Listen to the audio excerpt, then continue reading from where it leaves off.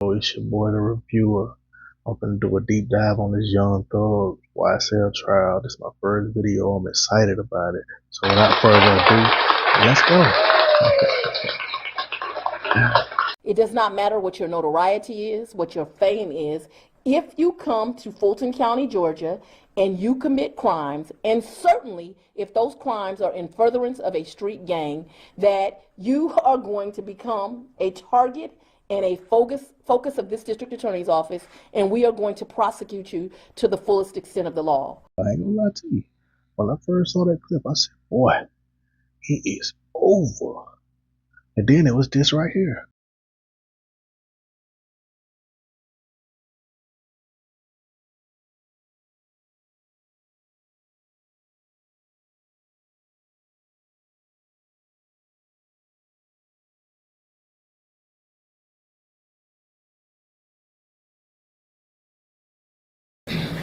I expect that you will hear from a YSL associate and member at trial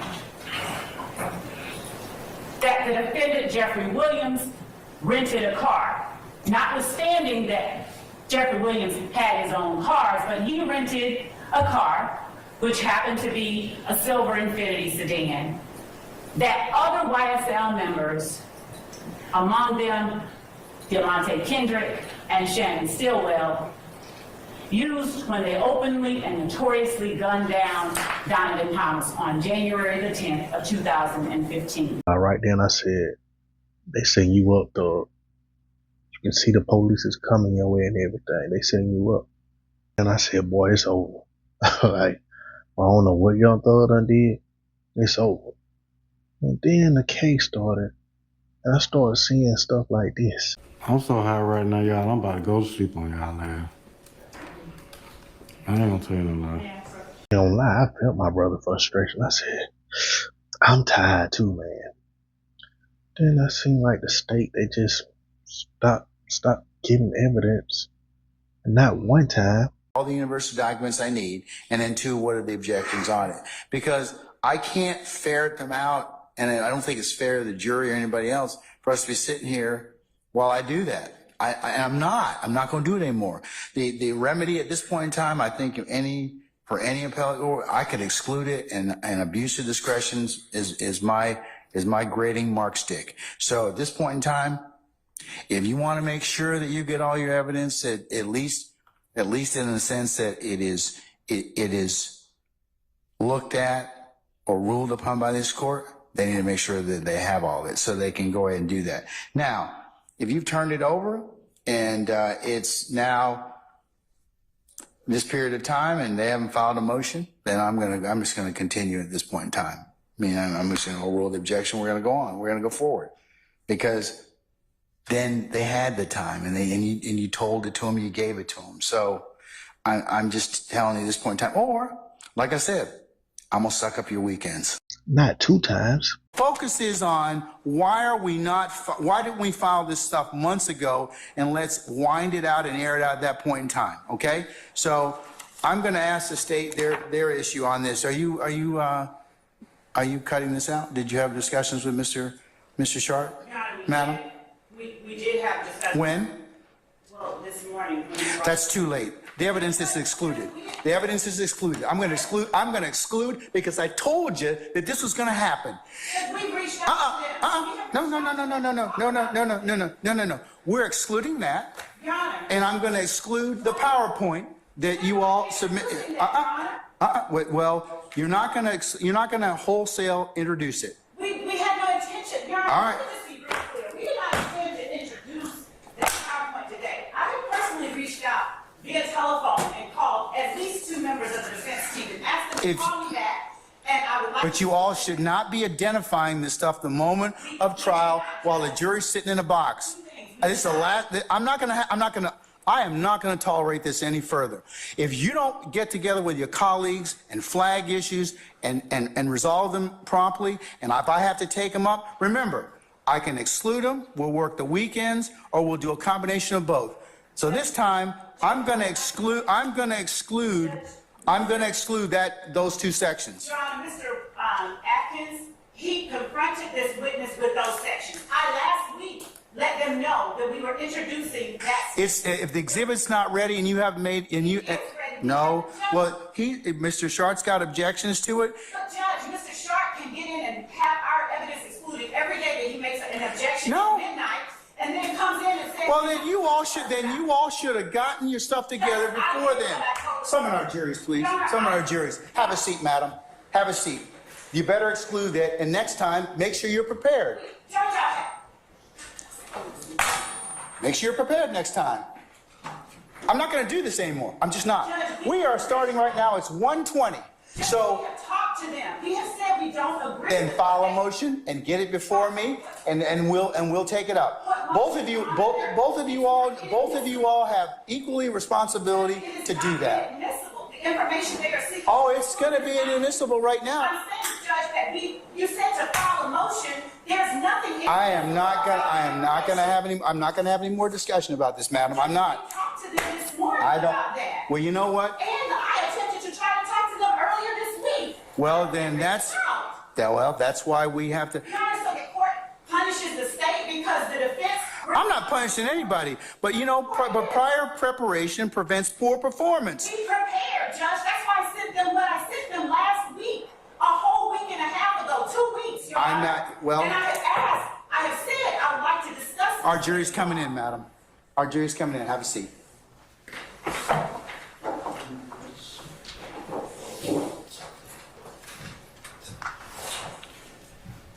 I'm pretty sure it's more than 3 times. This is a longer clip. Check it out. A decision made not to share this information with the defense because Mr. Boyer had not yet been arrested and APD was contemplating whether to secure a warrant, and I didn't want to alert him. So which is it? Thank you. They are both. I asked the court yesterday to allow me time to speak with team members. Right. And the information internally that I know is that when the phone records were initially secured. In the fall of 2023. Yes, yes. Okay. When they were initially secured, the thought process was, we're going to get this person arrested and indicted. Okay. As time went on, our team had the records, and as we advanced in trial, Do you know when the decision, if there was one, was made, okay, we're not going to get a warrant for him after all? I don't think that decision was ever made, because talking with the lead investigator who got the records last night, there is still frustration because they get permission to get the warrant, and their efforts have not yet been responded to. So they're waiting. That person wants a warrant. So there's not, the decision to obtain the warrant has not been abandoned. Okay. Efforts to obtain it have not been abandoned, but we are at a place where it occurred to team members that, oh wait, we have this, we need to give this over. And time progressed.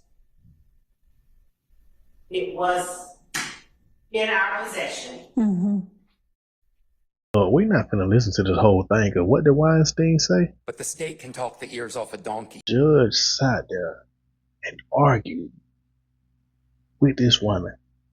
Now, if it was Brian Steele, he was going to jail, bro. Oh, you don't believe me? That ex parte meeting. You know what? I ain't got to talk about it. Pursuant to the 6th and 14th Amendments of the United States Constitution, the corresponding sections of the Georgia Constitution, I'm required to make a full and complete statement to the court. For the record, and if God forbid this goes up on appeal for the appellate courts or another tribunal, commission, or administrative body, I was told, based upon information and belief, that when we arrived at 8:30, 9 o'clock today, We did not come into your courtroom until almost 11:30. And what I found out just recently, this is not waived, is that supposedly in chambers, this honorable court reporter at times, honorable court at times, district attorney or district attorneys from the DA's office, as well as investigators, sheriff deputies, Mr. Copeland and his counsel met together. None of the defense team, to my knowledge, was aware that this was going on. It was told, based upon information belief, that it was told to the district attorneys that Mr. Copeland intended to plead the Fifth Amendment.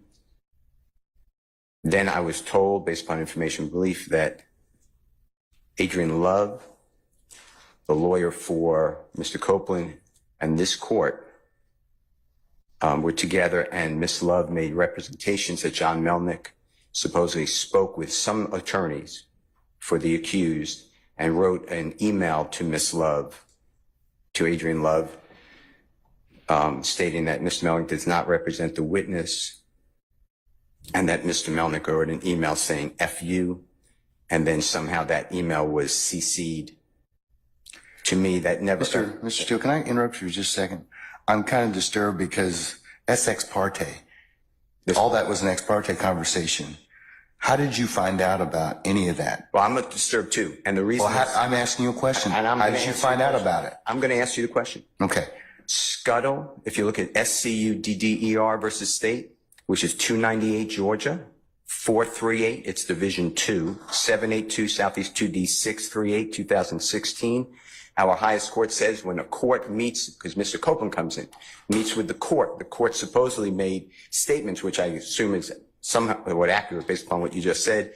We're entitled, Mr. Williams and every other person wrongly charged here is entitled under the Georgia Constitution to be present. That's a critical stage. It's just like when you meet with me, and you and Mr. Adams meet with me, and others have met with me. It's those were ex parte for a lot of different other reasons, but I will certainly note that for purposes of record. Well, I'm going forward. What I was told was that Mr. Copeland said... And you haven't answered my question yet. I'm not going to answer that question. You're not? No, I will not answer that question. Why will you not answer that question? Because I want to make sure that what I say is accurate, and I'm not trying to... No. I'm asking you, how did you get this information? I'm not telling the court. What I'm saying is based upon information... Okay, well, listen, if you don't tell me how you got this information, then you and I are going to have some problems. We can have... I have problems right now. Okay, I know. Look, I don't want to know about your problems, okay, at this point in time. All I'm asking you at this point in time is, how did you come upon this information? Look, if the case gets reviewed, the record's going to be available for our appellate court and for whatever reason. But it's disturbing that how somehow you have surreptitiously gotten information in regards to the court's private ex parte conversation with a party. I mean, yes. A witness who was sworn in Friday, the court's telling, this is what I was told. If this is not true, not true. This court handed Mr. Copeland. Tell me how you got the information. Listen, whatever you want to do. Tell me how you got the information, then we can go ahead and go forward. I'm not going to say that. What I'm going to say is this. I was told, and I hope this concerns the court. It concerns me that you have proprietary information. Why is it proprietary? Or information that you should not be having that was ex parte. Why? With a party. Why? State of Georgia. How about the witness? How about Mr. Copeland, who supposedly announced he's not testifying and he'll sit for 2 years, and then supposedly this honorable court, or excuse me, let me rephrase that. This court supposedly said, I can hold you until the end of this trial. Ms. Hilton supposedly said, actually, all of the defendants and then all 26 people are disposed of. If that's true, what this is coercion, witness intimidation, ex parte communications that we have a constitutional right to be present for. So I understand that you're upset towards me, but I don't know what I did. Mr. Steele, I still want to know, how did you come upon this information? Who told you? What I want to know is, why wasn't I there? Why? Sir, I'm going to hold you in contempt if you don't tell me who tell me who this information was coming from. I don't want to be held in contempt. Well, I'm not answering that question. That's attorney-client privilege information. I am not attorney-client privilege. Unless you were in my chambers, that's the only way you can figure out. I tell you what, I'm going to give you 5 minutes. If you don't tell me if you don't tell me who it is, I'm going to put you. I'm going to put you in contempt because That is not attorney-client privilege. Attorney work product privilege. I am not. How did you get that information supposedly from my chambers? Did somebody tell you? I'm not. You should have told me.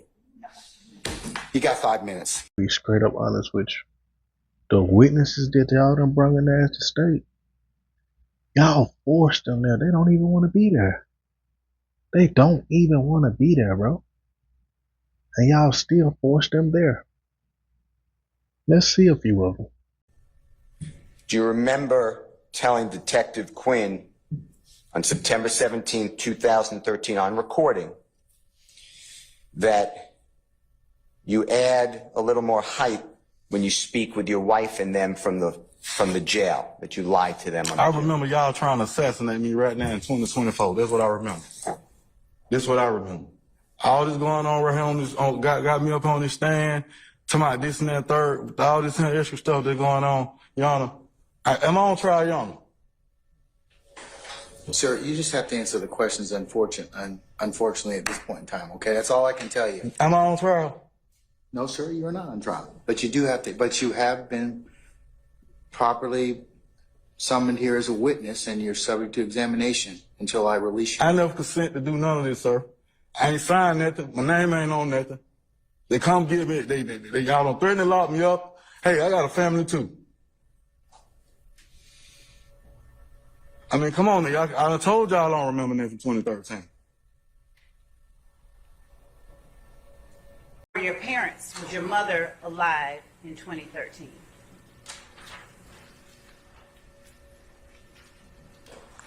You had to ask me like that about my mother? Ma'am.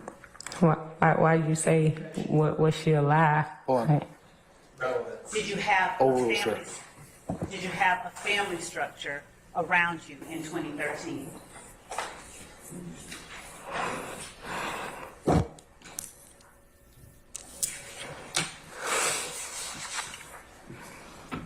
Ms. Bennett, Your Honor, could we?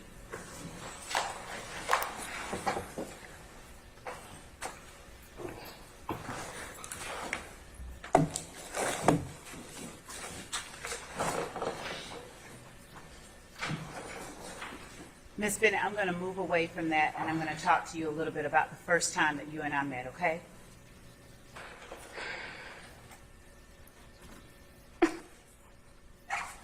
Do you need a moment? Ms. Bennett, just let us know when you're ready, okay? I'm ready, but did she really have to do that, like, for real? You're subject to examination, but just let us know whenever you feel you're ready to go forward, okay? I'm ready, Judge.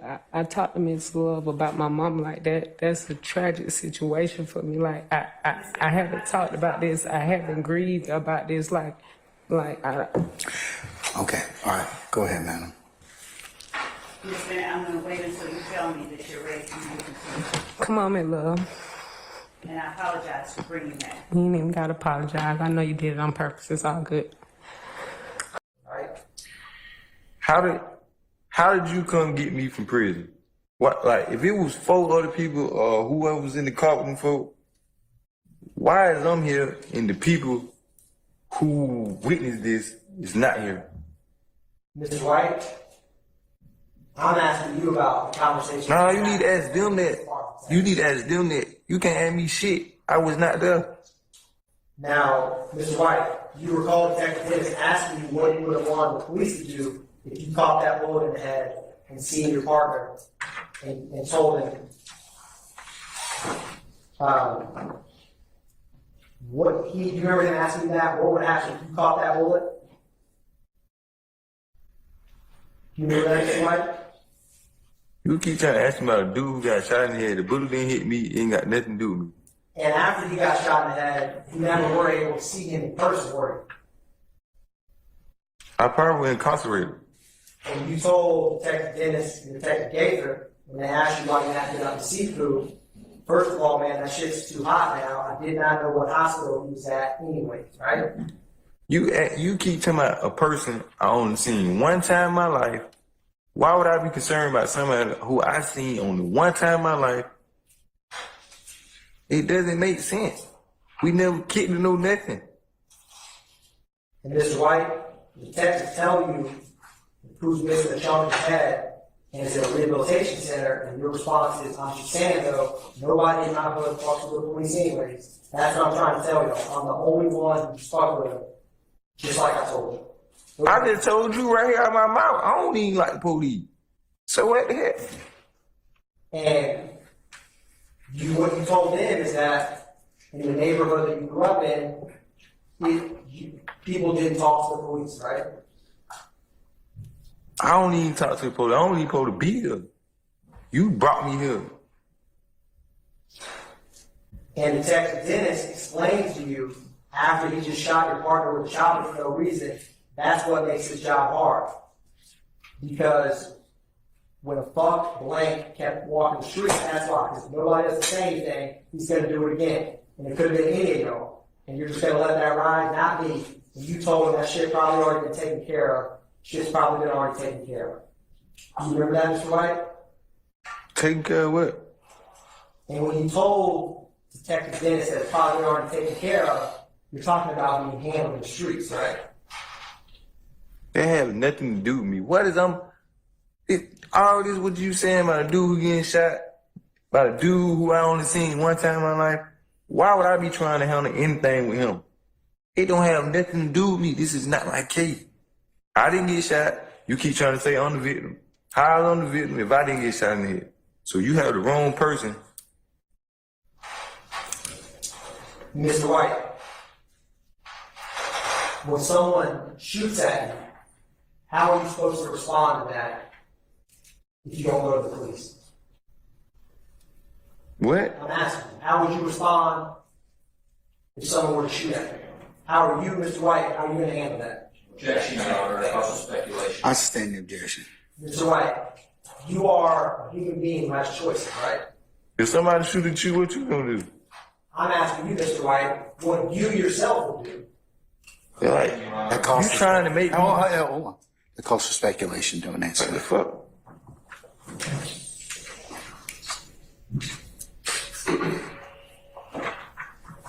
And despite being on the streets, Mr. White, you called 911 right after you got shot, right? Bro, you crazy, man. You didn't go back and shoot them or anyone else. You just called to get him help, right? I'm not finna be shooting at nobody.